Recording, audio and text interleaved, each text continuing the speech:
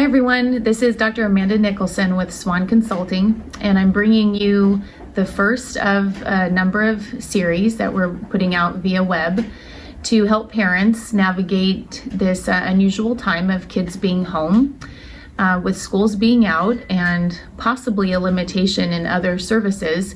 We want to be able to provide some helpful tips to you. So we plan to put one of these out every day, about 10 minutes or so it doesn't take too much of your time, and go through a series of helpful topics so you have some resources to use while you're at home.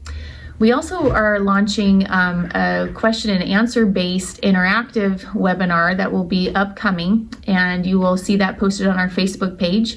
So if there are specific topics that you're interested in, please chime in and we will address those. So the first topic for today is setting up schedules for home. You may have already done this. There's a lot of good information already out there on the web, but here's our version of it. I wanted to give you a couple of tips for how to make a schedule. It seems very intuitive and probably is for a lot of us, but there are a few things that might help along the way. So the papers that I'm going to hold up here and show to you are also going to be posted along with this webcast. So you'll be able to access them and manipulate them to your own use.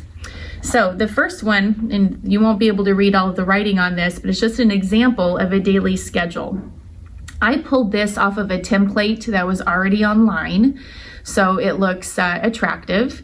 And that's one tip I have for setting up your child's daily schedule. So this may be viewed by parents of preschoolers and also parents of teenagers. So we know that the schedules will look very different across age spans and ability levels for your kids. So some schedules could be very simple and picture-based, and some schedules may be similar to the one that I just showed with a little bit more writing and detail along the way. The idea is that they can be interspersed and used very interchangeably.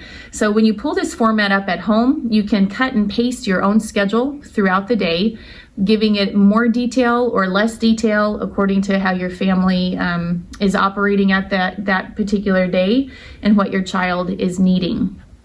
So this is one example. You could also do something as simple as a whiteboard format and just write down what you're going to be doing throughout the morning. And one advantage to this is the child's ability to make it interactive.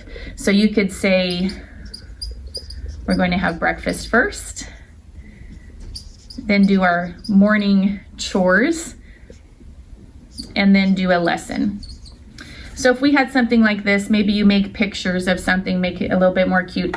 And then when the child is done with that activity, you can wipe it off. And that's kind of a fun way of saying you're done with that activity. We got breakfast done, we did chores, lessons done. And then you can start fresh with another segment of your day. So it can be a really easy user-friendly format for you.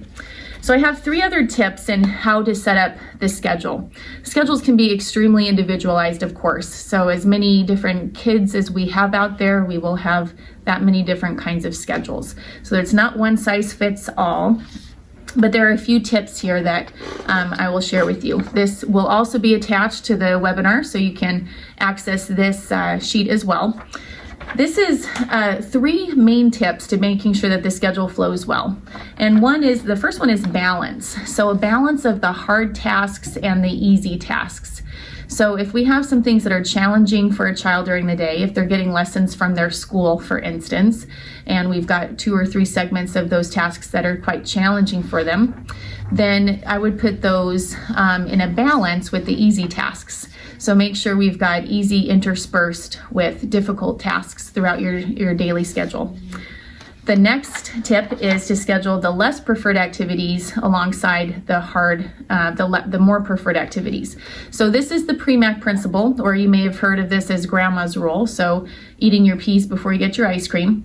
But if we've got the opportunity to sit down and read for 30 minutes versus going outside to play for 30 minutes, it's likely that some children would prefer the playing outside. So we would put the reading first and then let them go outside to play. That goes a little bit along the lines of interspersing hard and easy, but this one is specifically to put the less preferred item before the more preferred item. So there's something to look forward to in that flow of the schedule. And the third and final tip here is to intersperse short tasks with longer tasks.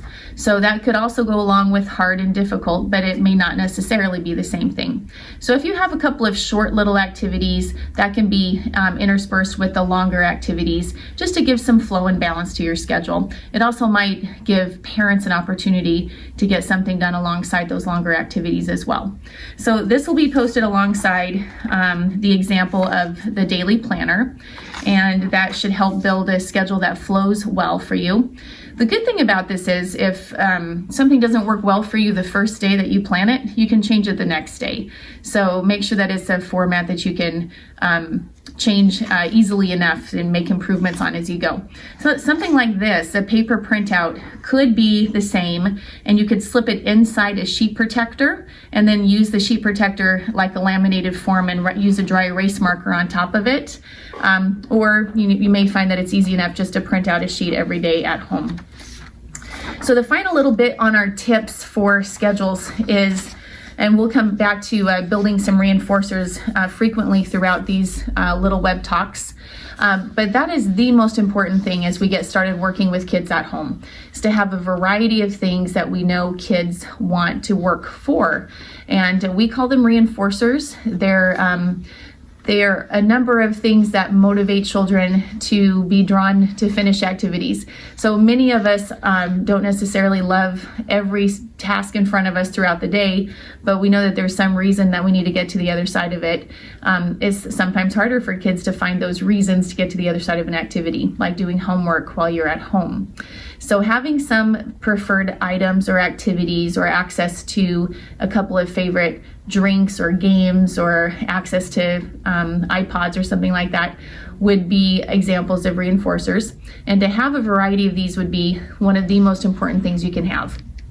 So recommend starting with 3 or 4 that the child would like, put it in the like category, and then 3 or 4 that the child loves. So you have some that are kind of medium, they like them, and some that they absolutely love and they'll do the harder things for.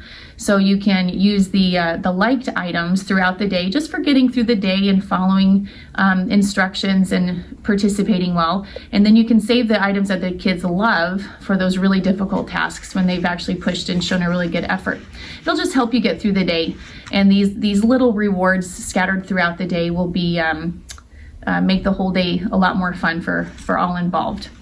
The very last thing I have to say is to give your child some activity in the activity schedule. So if they are able to create the schedule with you, that would be a great way for them to buy into what's happening with this. Some kids might be able to choose the order in which they want to do some lessons during the day. Or your child may be able to just cross them out as you go along, or they might be able to use a little Velcro strip and mark them as you go. So they're just some ideas, but have the child active in the process of creating the schedule and working through it together, feeling that achievement of getting things done throughout the day. So those are some helpful tips. I hope that provides some assistance for working through schedules as you get set up for the next week or so that we might continue to be out of school.